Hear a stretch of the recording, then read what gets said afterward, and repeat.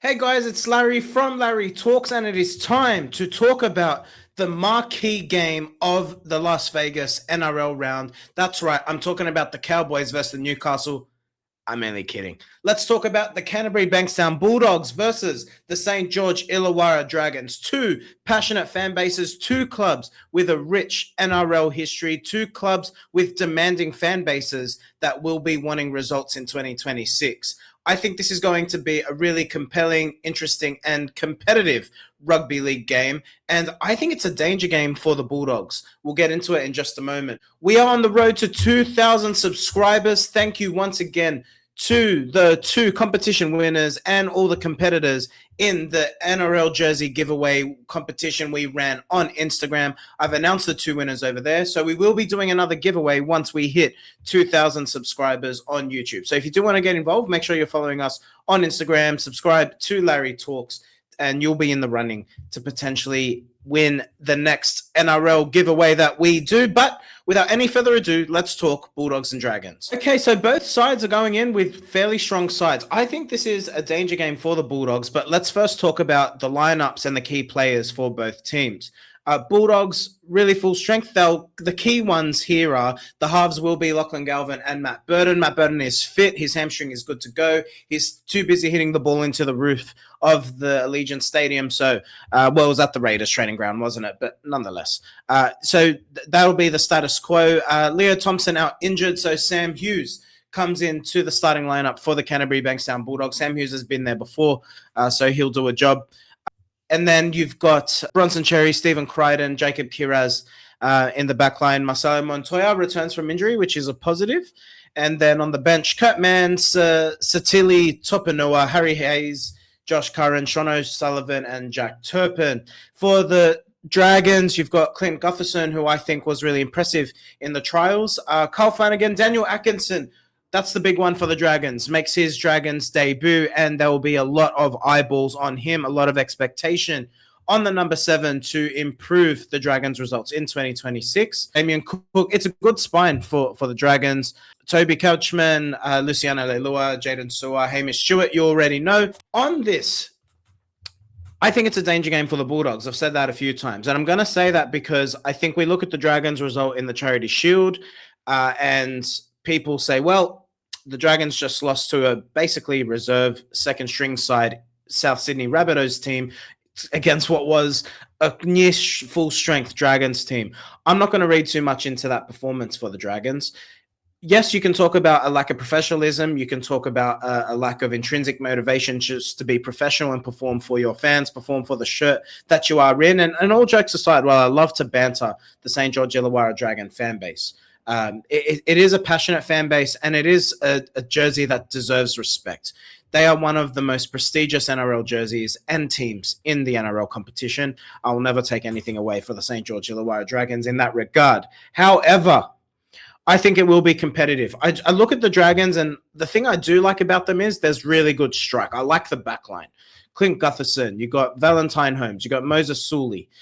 Daniel Atkinson, I think, is a really good player. I'm excited to watch him play this year, and I think he's going to make that number 7 jersey his own.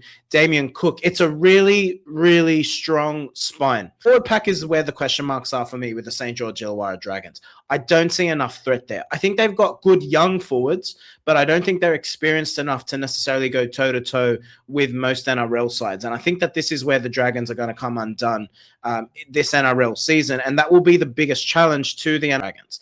Can they be competitive enough to actually compete with other forward packs? Now, if the forward pack can be competitive, I think there are points in this Dragon side. It's going to take a little bit of time, but I think with Daniel Atkinson there, they will have the ability to get quality ball to their outside backs. Clint Gutherson has not lost any pace. He's still competitive, fit, covers so much ground. I'm a big Clinton Gutherson fan. I think he's been a good signing for the Dragons. And Damien Cook, while on the back end of his career, again, is still playing really good rugby league. So no issues there. The challenge lays at Leilua, Sewer, Stewart, Couchman, Gula to take it to the Bulldogs forward pack. If they can compete, I think they've got a chance. If the forward pack loses their battle, then I think it could get a little bit ugly. But before we talk about score predictions, now let's talk about the Canterbury Bankstown Bulldogs. The boys from Belmore have a really strong lineup, and after 2 consecutive final series, they will want to go one step further, if not 2 steps further, this NRL season. A really strong backline in Connor Tracy, Jacob Kiraz, Cherry, Crichton, Montoya. I mentioned that earlier. I think that backline is going to really help the Bulldogs in terms of making meters when their backs are against the wall or on kick returns. Jacob Kiraz led the NRL in offloads last year, which is unheard of for a winger.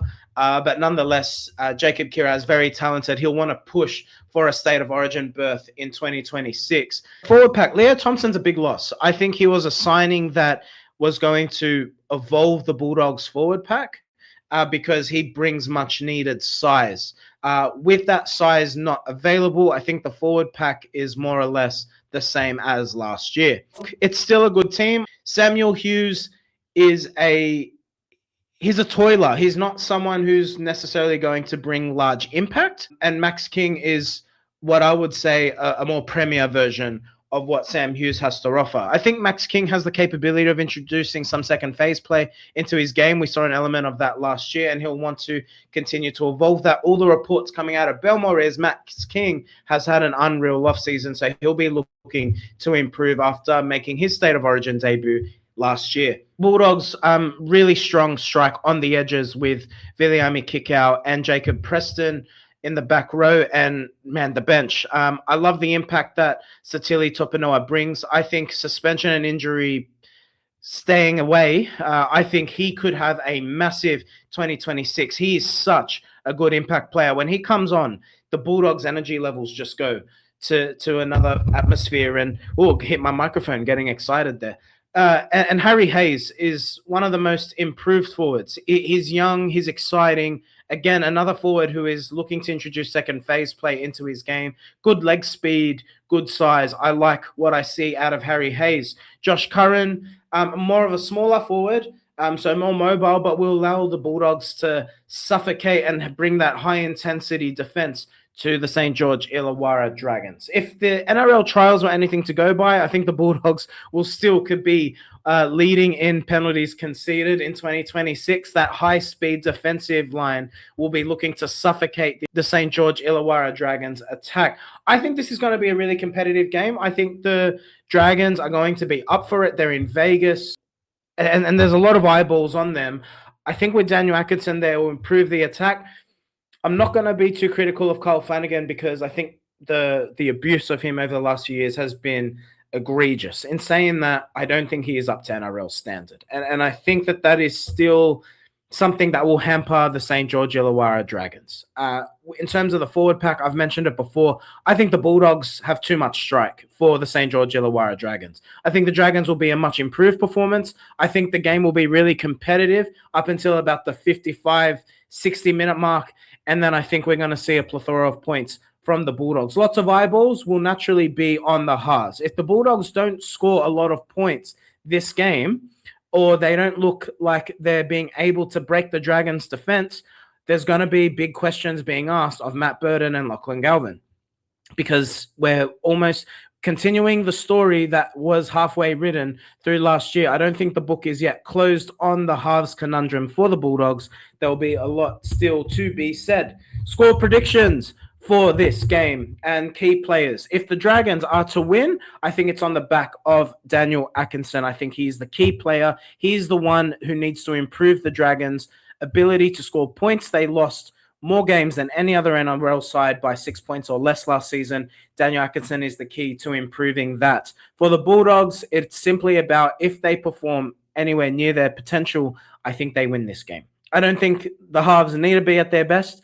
I don't think that Bulldogs need to do anything extravagant to win. I think if the game was played on paper, the Bulldogs would win, but it's not played on paper, it's played on grass. But if the paper can equal the quality of what we expect on grass, well, then I think the Bulldogs will win.